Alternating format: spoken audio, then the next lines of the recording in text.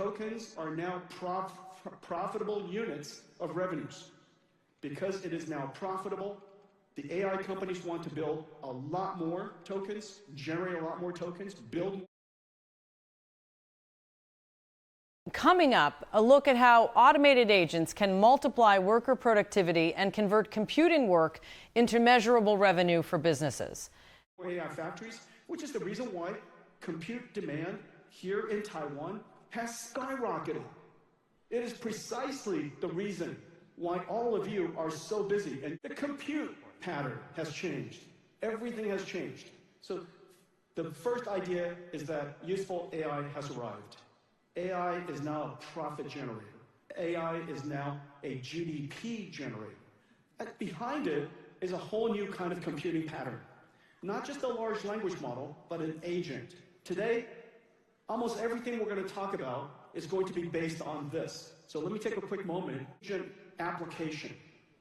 In the old days, this would be application, this would be code, and this would be operating system.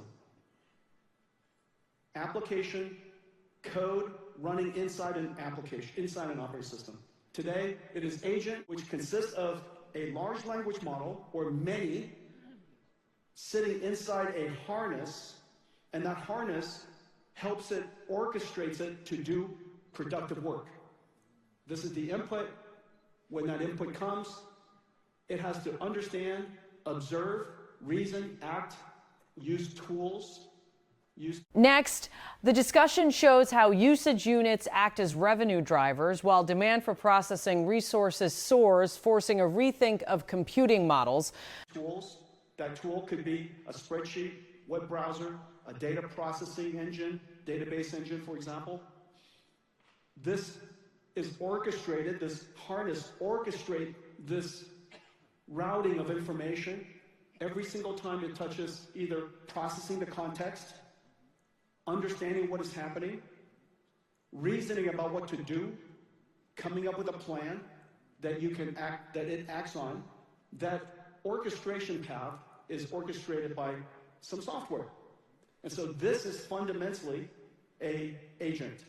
It deals with short-term memory, called working memory, long-term memory, just like we do, we have long-term memory.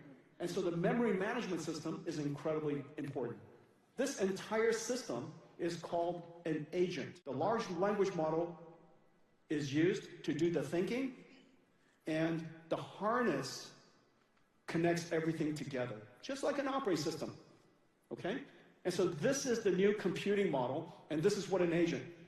It could do incredible things. This is the big breakthrough.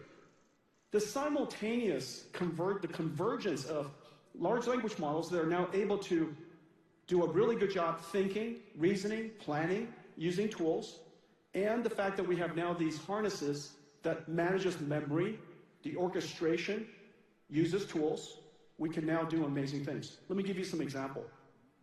This is a prompt. This is the prompt. This is the code that is generated. Like scatter, form, Taiwan 101 building, morph to GTC Taipei 2026, morph to NVIDIA I logo, then scatter and repeat, right? So you saw that. That was the prompt. Finally, he outlines the agent model that explains how automated agents are organized, how they earn value from tasks, and why demand for runtime climbs. This, create a CAD file.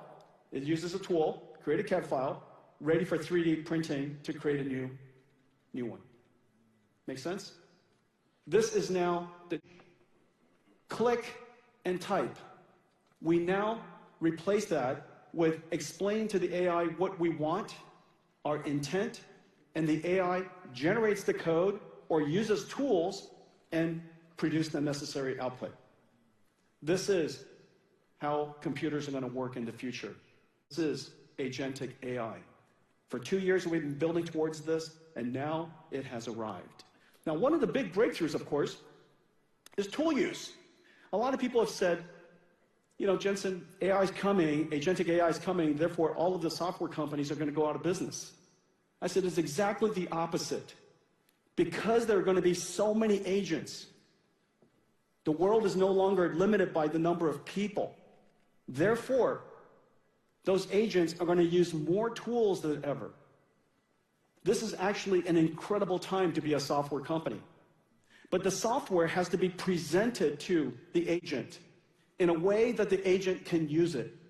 This is a big breakthrough, and in fact, what we have done, as you know, what NVIDIA's treasure is all of our CUDA libraries. I call them CUDA-X libraries. This is NVIDIA's treasure. Today, we're able to now present these CUDA-X libraries to agents who can use it much more effectively than even humans. And so this is a wonderful time for CUDA-X libraries. Let's take a look.